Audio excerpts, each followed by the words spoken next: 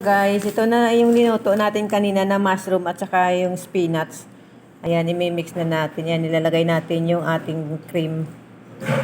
Ayan. Yan, at saka lagyan natin ng breadcrumb.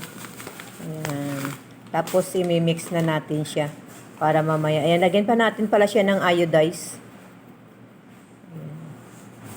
Ayan, saka na natin siya i-mix. Ayan. Ayan, i-mix lang natin para yung mga lahat ng mga ano nyo dyan ay magkakalat dyan.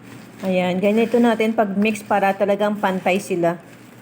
Yan yung mushroom at saka yung spinach dyan. Ano talaga sila, mix talaga. Ayan, lagyan natin ng cream cheese para lalo siya malinamnam. Ayan. Ayan, mix natin yung ating cream cheese para magkaroon siya ng lasa dyan. Ayan guys, gawin na natin siyang bula-bula. Ayan, imamash natin siya nga magiging bilog siya. Ayan, lalagay natin dyan sa ating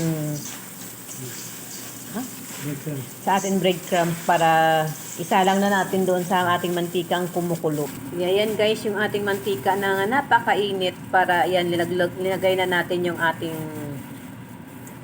kurkitas. Ayan.